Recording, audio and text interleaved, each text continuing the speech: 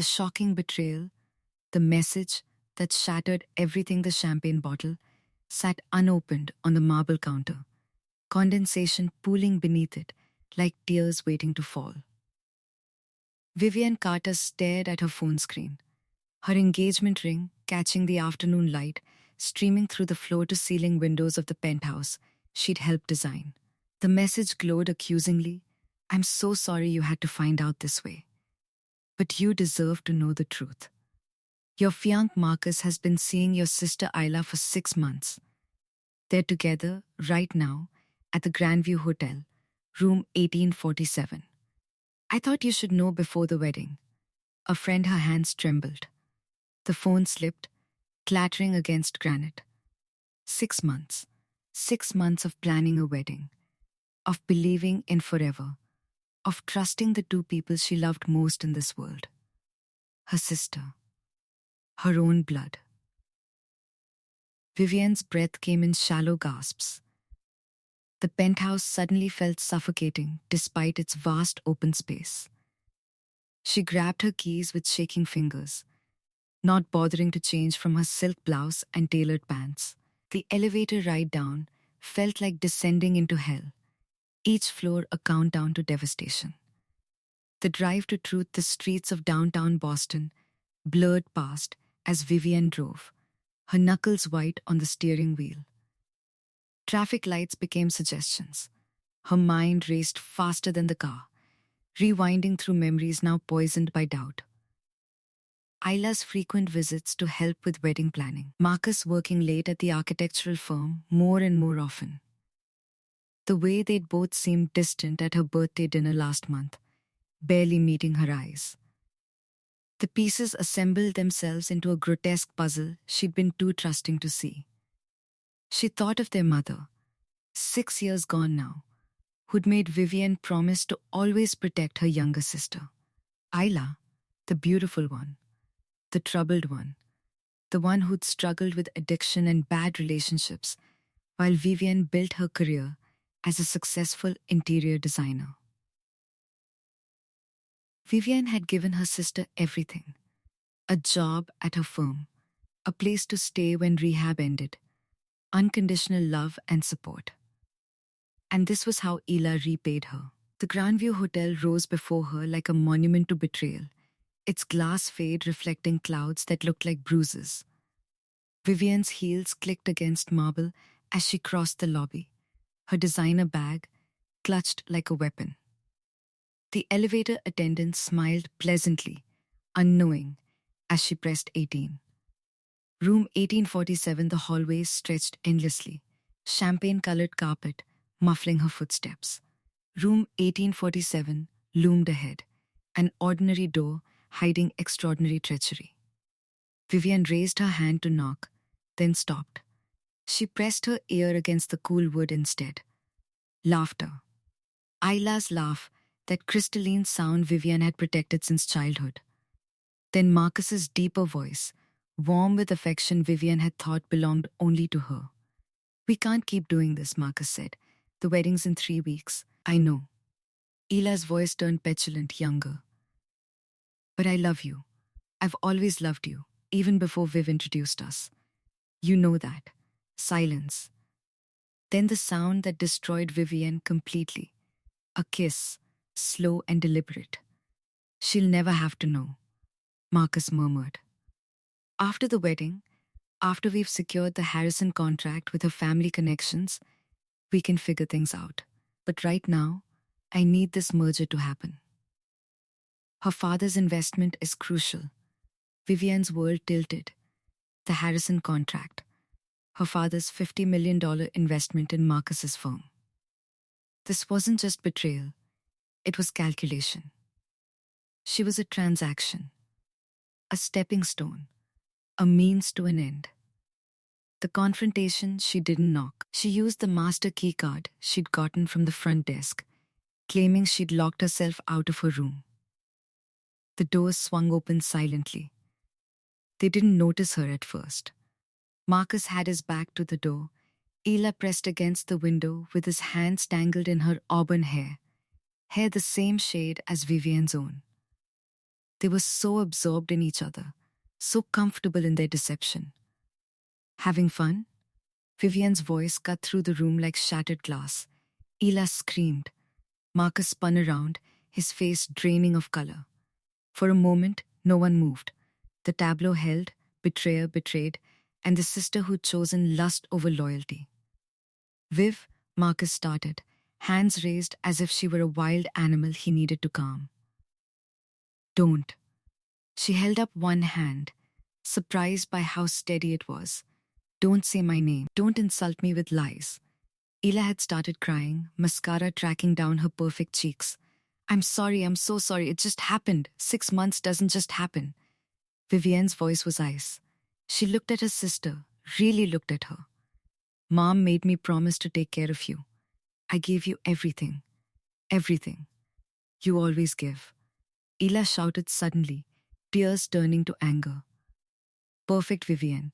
Successful Vivienne. Everyone loves Vivienne. Do you know what it's like living in your shadow?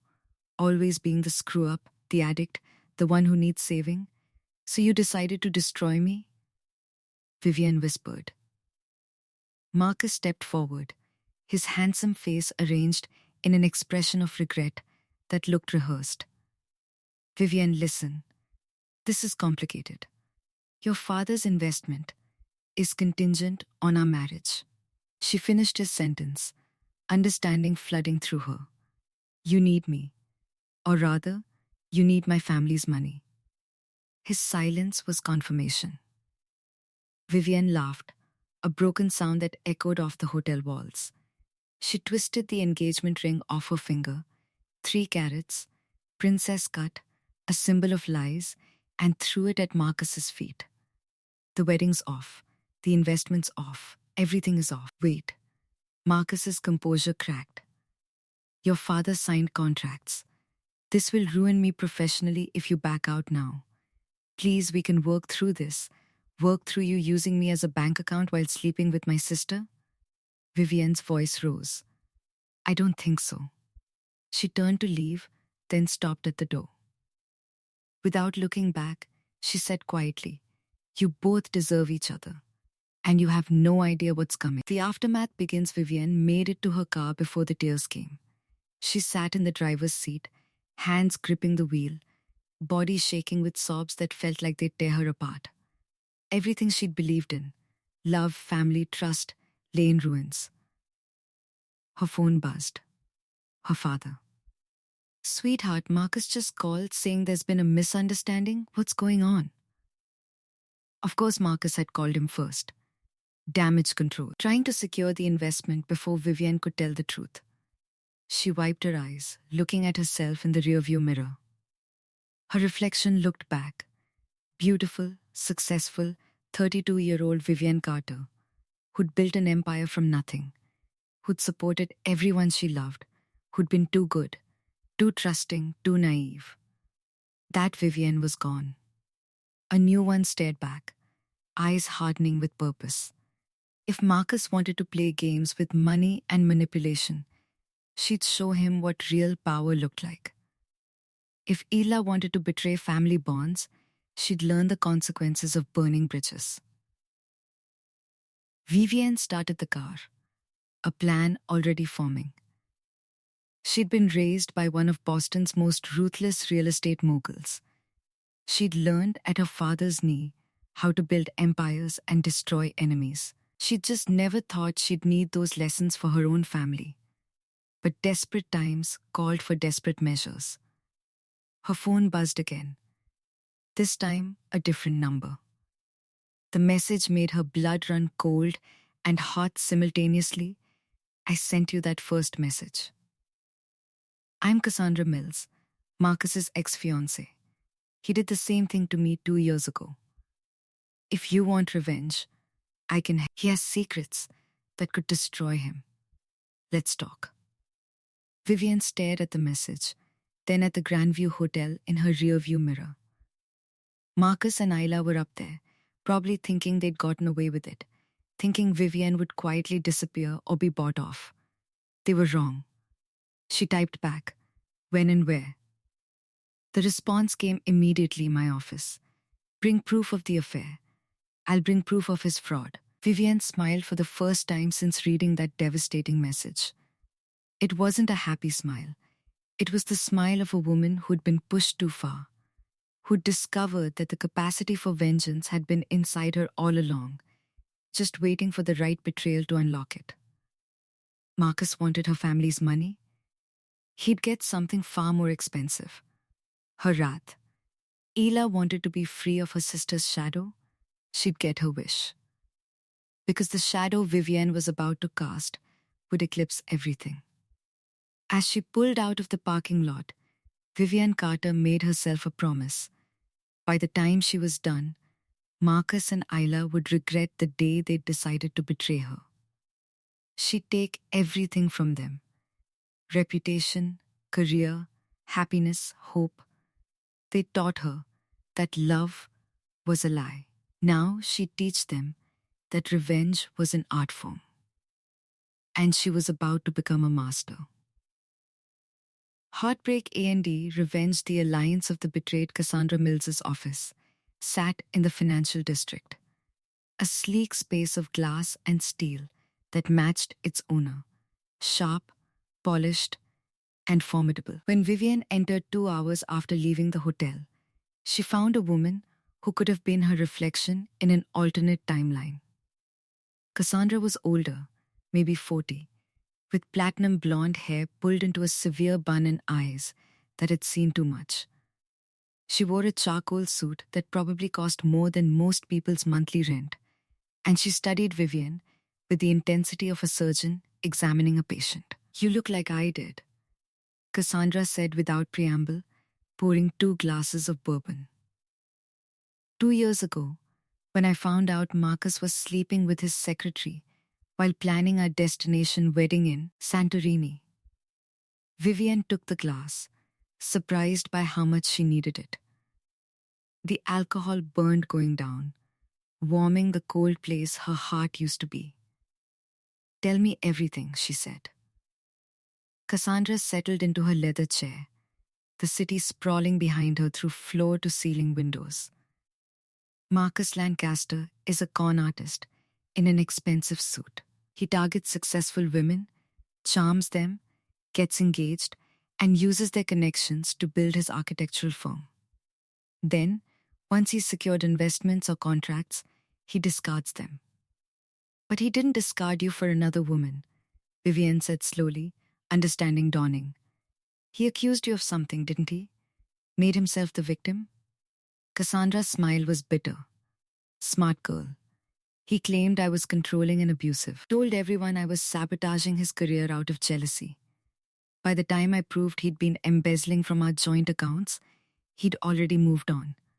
The courts took forever, and he settled quietly. Most people still think I'm the crazy ex." Vivian set down her glass, rage building. "And now he's doing it to me. With an interesting twist, your sister." Cassandra pulled out a thick folder. "I've been watching him since our settlement. Call it obsession, call it insurance. I have 2 years of documentation. Affairs, fraudulent contracts, creative accounting.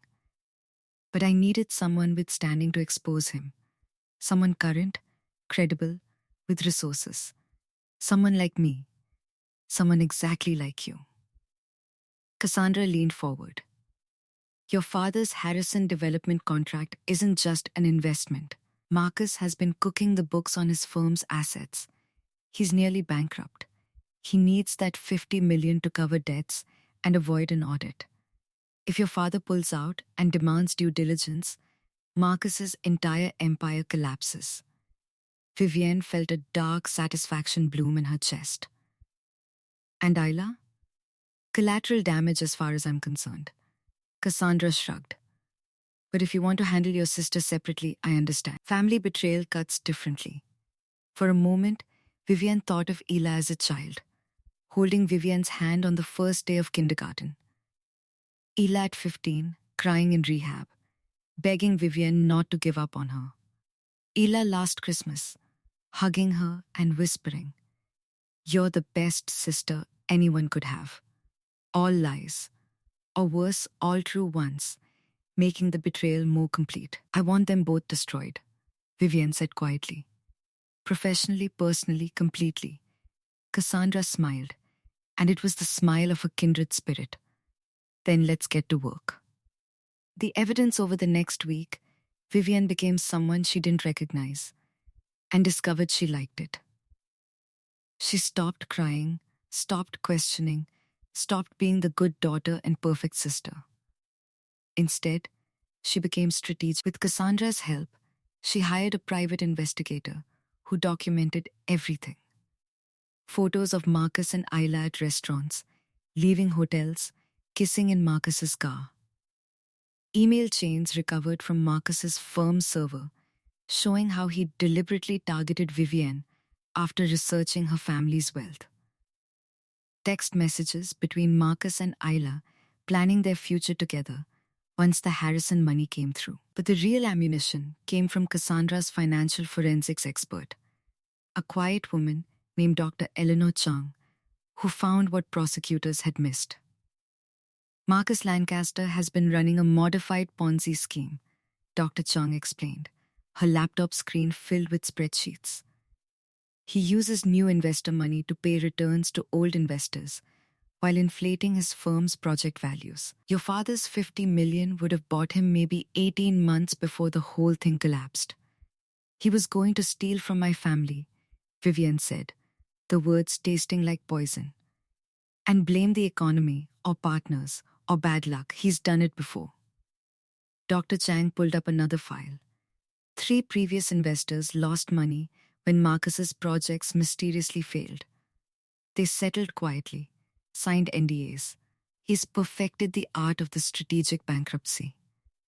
Vivian stood, pacing Cassandra's office. Outside, Boston glittered in twilight, beautiful and indifferent to human suffering. She thought about what Marcus had almost done, not just breaking her heart, but bankrupting her father, destroying her family's legacy, all while pretending to love her. We need to go public, she said. Full exposure, financial crimes, the affairs, everything. Cassandra hesitated. That will destroy him, yes. But it will also destroy you by association. The press will be merciless. Your sister will be exposed. Your family will be dragged through investigations. I don't care. Yes, you do.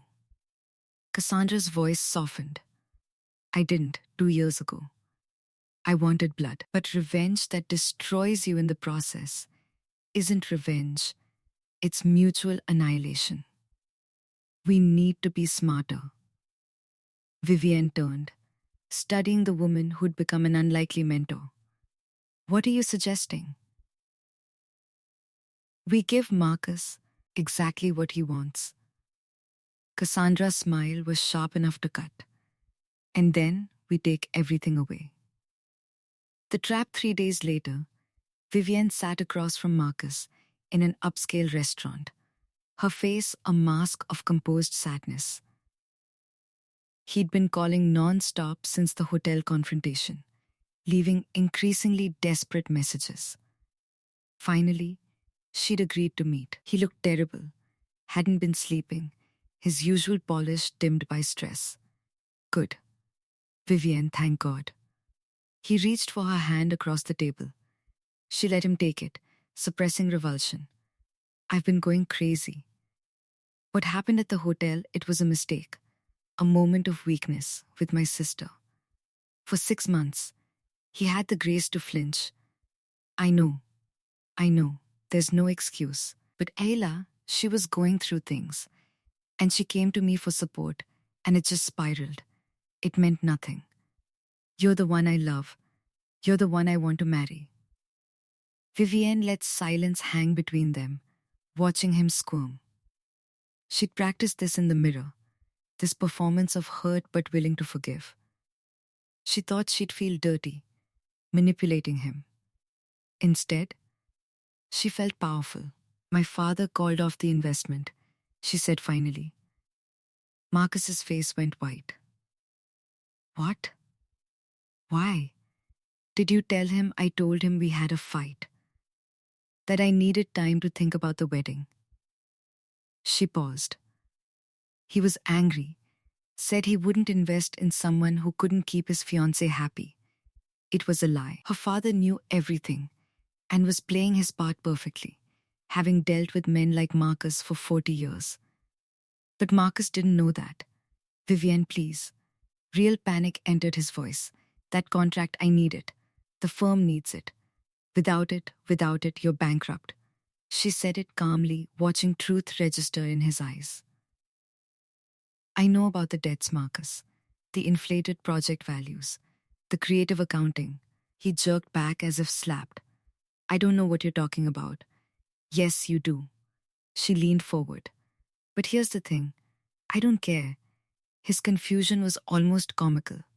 You don't? My father taught me that business is business. Personal feelings don't matter. The words tasted like ash, but she pushed forward. You used me. Fine. Now I'll use you. I don't understand. Vivienne pulled out a document, sliding it across the white tablecloth. This is a revised investment contract. 60 million instead of 50. But with new terms. I become a 51% partner in your firm. I have voting control, financial oversight. Everything runs through me. Marcus stared at the paper, then at her. You want to own my company? I want to own you. She smiled, cold and beautiful. You'll get your money. You'll avoid bankruptcy. But you'll work for me now. And if you ever lie to me again, if you ever betray me again, I will destroy you so completely that you'll wish you'd chosen honest bankruptcy. She could see him calculating, weighing humiliation against survival. His firm was his identity, his pride. Having a woman, especially the woman he'd betrayed, control it would emasculate him in the industry. But the alternative was losing everything. What about Ela? He asked quietly. What about her? Are you going to forgive her too? Vivienne's smile didn't reach her eyes. My sister is no longer your concern. From this moment forward, you don't speak to her, see her, or acknowledge her existence. Those are my terms. Take them or leave them. Marcus looked at the contract, at Vivienne, at his future collapsing around him. Finally, he picked up the pen. I'll sign. But Vivienne, I really did love you. In my way. She stood, gathering her purse.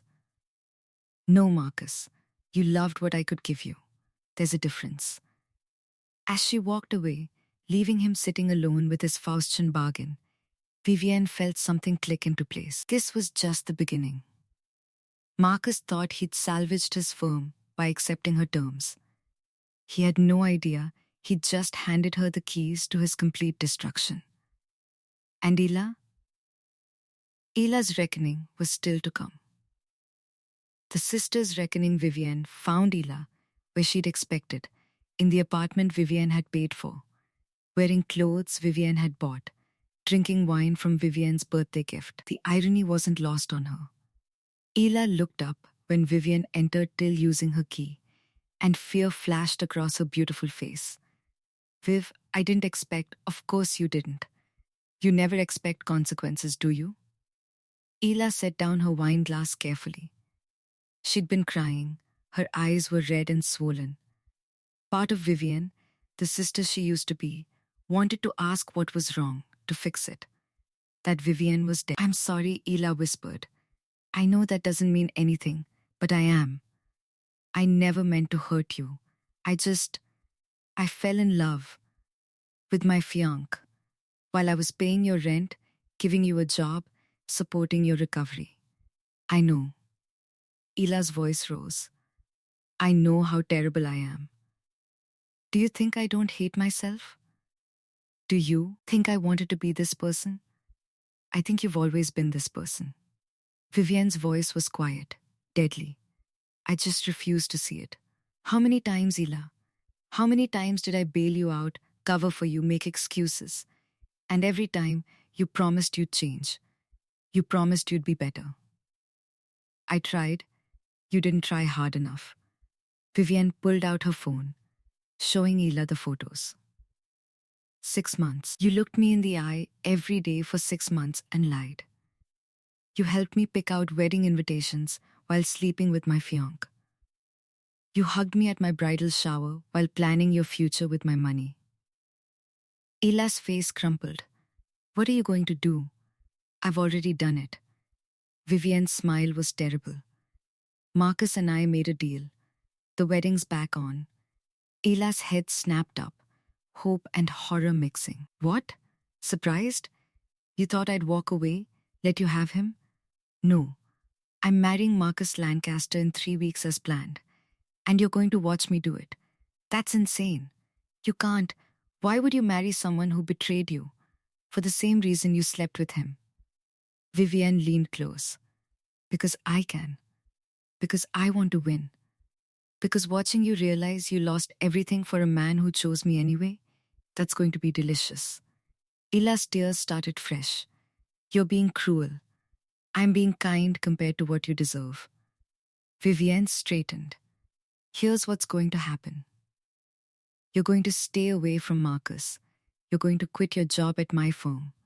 You're going to find your own apartment.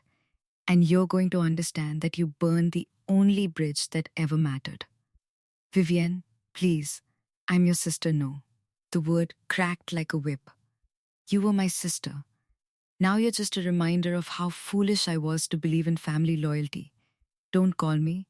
Don't text me. Don't show up at the wedding or I'll have security remove you. Vivienne walked to the door, then paused. Oh, and Ella? Marcus doesn't love you. He never did. You were just convenient, easier than me, and dumber about his finances. He used you to keep me distracted. And you let him, because you've never valued anything you didn't steal from someone else. She left Ela sobbing on the couch and felt nothing. No satisfaction, no guilt, just emptiness where her heart used to be. But emptiness, Vivienne was learning, could be filled with purpose. And her purpose now was pure crystalline revenge. The ultimate payback, the wedding that wasn't the Fairmont Hotel ballroom, glittered with $200,000 worth of decorations, exactly as Vivienne had planned. White roses cascaded from crystal vases, champagne fountains bubbled, string quartets played softly while Boston's elite mingled, unaware they were attending anything other than the society wedding of the year. Marcus stood at the altar in his custom tuxedo, confident again now that financial ruin had been averted. He smiled at approaching guests, shook hands with Vivienne's father, who played his role perfectly, pretending to approve, and waited for his bride. He had no idea what was coming. In the bridal suite, Vivienne adjusted her veil, her wedding dress a masterpiece of French lace and silk. Cassandra stood beside her, and Dr. Eleanor Chung checked her laptop one final time. Everything's ready, Dr. Chung confirmed. The files will upload to the SEC website the moment you give the signal. The DA's office has been briefed. FBI Financial Crimes Division is standing by. Marcus Lancaster's entire life is about to become a federal case. Vivienne took a breath, studying herself in the mirror. She looked beautiful, tragic, perfect, the betrayed bride who decided to forgive, only to discover even deeper treachery. It was all theater. But the audience didn't know that yet. What about Isla? Cassandra asked. She's here, in the back row, where she belongs. Vivienne's smile was sharp. She actually came, believing I'd forgiven her, that we could reconcile after the wedding. She's about to learn differently. The wedding march began. Vivienne took her father's arm, and he squeezed her hand. You sure about this? He murmured. It's not too late to just walk away. I'm not walking away, Dad. I'm burning it all down. They proceeded down the aisle. Every head turned. Vivienne saw Ela in the crowd, mascara already running, hopeful and desperate. She saw Marcus's business partners, his friends, his clients, all the people who'd benefit from Harrison's investment, all equally guilty of looking the other way when convenient. She reached the altar. Marcus took her hands, And she let him, feeling nothing. The priest began traditional words. Dearly beloved, we are gathered here today. Vivienne waited for the right moment. She'd choreographed this down to the second. If anyone here has reason why these two should not be wed, speak now or forever hold your peace. Vivienne spoke. I do. Gasps rippled through the crowd. Marcus's face went from confused to panicked in seconds. Vivienne, what are you? I have reason why we shouldn't be wed, Marcus.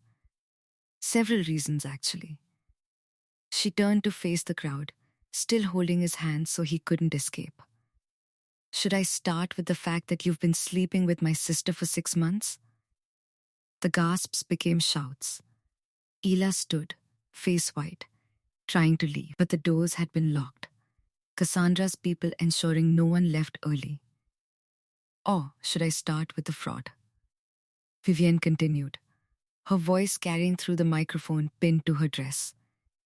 The embezzlement, the creative accounting, the inflated project values, or maybe the fact that you've been running a modified Ponzi scheme, using new investor money to pay old investors while slowly bankrupting your firm. Marcus tried to pull away. Vivienne held tight, stronger than he expected. Let go of me, he hissed. Not yet. You wanted this wedding, remember?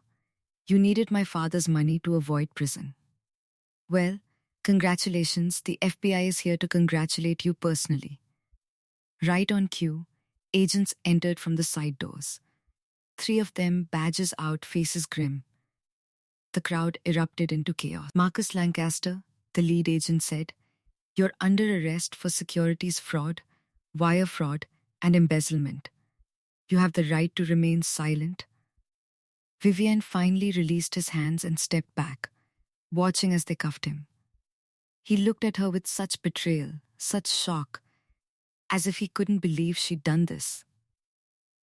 You set me up? He breathed. I learned from the best, she replied. You taught me that people are just transactions, remember? Well, congratulations. You just completed your last one.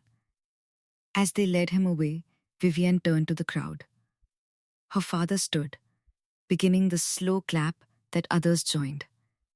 They weren't clapping for the arrests. They were acknowledging the audacity, the brilliance of turning a wedding into a reckoning. Cassandra appeared at Vivienne's side, handing her a glass of champagne from one of the still bubbling fountains. Well done, she said simply. We're not finished.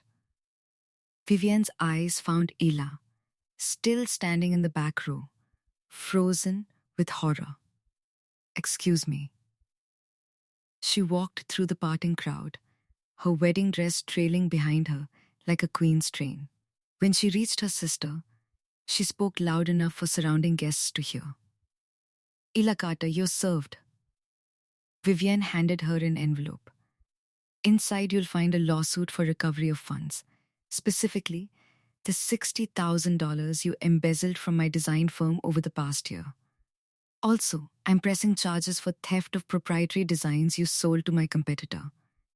Ela's face went from white to grey. What? I never. You did. I have proof. Emails, wire transfers, everything. Vivienne leaned close. Did you really think I wouldn't notice? You're not as clever as you think, little sister. You never were. I needed the money, Ela whispered. For rehab, for rent, for drugs. You relapsed 6 months ago. I know. I've known for weeks. Vivienne's voice softened, became almost gentle. And I would have helped you, Ela, like I always did. But you chose to steal from me instead. You chose to betray me in every possible way. So now, you get to face consequences for the first time in your life. She turned away, leaving Ela holding the lawsuit, surrounded by staring strangers. 6 months later, the cafe overlooked Boston Harbor. Autumn sun turning the water to liquid gold. Vivienne sat alone, laptop open, reviewing designs for her expanded firm. Business had boomed after the wedding scandal apparently, People loved hiring the designer brave enough to expose financial crimes at her own ceremony. Vivienne Carter? She looked up to find a young woman, maybe 25, with nervous eyes and a portfolio clutched to her chest. "I'm sorry to bother you, but I'm a huge admirer of your work. And what you did exposing Marcus Lancaster? That was incredible. You're my hero." Vivienne smiled, gracious but distant. "Thank you. That's very kind. I just went through something similar. My boyfriend was using me for my family connections. Your story gave me the courage to walk away." After the woman left, Vivienne returned to her laptop. But she found herself staring at the harbor instead, thinking about courage, revenge, and victory. Marcus was in federal prison, awaiting trial. He'd lost everything: his firm, his reputation, his freedom. The investigation had uncovered more victims, more fraudulent schemes. He'd spend the next decade behind bars minimum. Isla had gone back to rehab, this time court-mandated as part of her plea deal. They'd settle the lawsuit quietly, and Ila would repay the stolen money over 5 years. She'd written Vivienne letters, apologies, explanations, pleas for forgiveness. Vivienne hadn't opened any of them. Some betrayals were too complete to forgive. Some bridges, once burned, couldn't be rebuilt. Vivienne had made peace with being the sister who chose justice over mercy, revenge over reconciliation. Her phone buzzed. "Cassandra, lunch tomorrow? I have a new case that might interest you. Woman whose business partner stole her company. She needs someone who understands betrayal." Vivienne smiled. She'd become something unexpected. Not just a survivor of betrayal, but a specialist in avenging it. She and Cassandra had formed an unusual partnership, helping other women expose the men who'd used them. They called themselves the Reckoning Project. It wasn't the life Vivienne had planned. She'd wanted marriage, maybe children, a simple happiness built on trust and love. But that innocent woman had died in a hotel hallway, listening to her sister and fiancé laugh about their deception.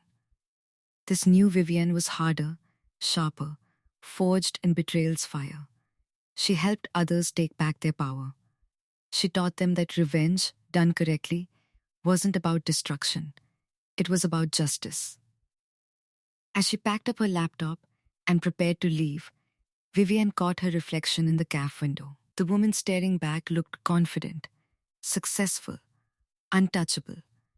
She also looked lonely. But loneliness, Vivienne had learned, was better than betrayal. It was safer, cleaner, honest. You couldn't be hurt if you didn't let anyone close enough to swing the knife. Her phone buzzed again. This time, an unknown number. "My name is Elena Vasquez. Cassandra Mills gave me your contact. My husband has been stealing from our charity foundation while having an affair with my best friend. I have evidence. I want revenge. Can you help?" Vivienne typed back, "When can we meet?" Because this was who she was now. The woman who turned her greatest pain into her greatest purpose. The woman who'd learned that revenge wasn't a dish best served cold. It was best served publicly, dramatically, and absolutely devastatingly complete. And somewhere in a prison cell, Marcus Lancaster was learning that lesson still. Every single day.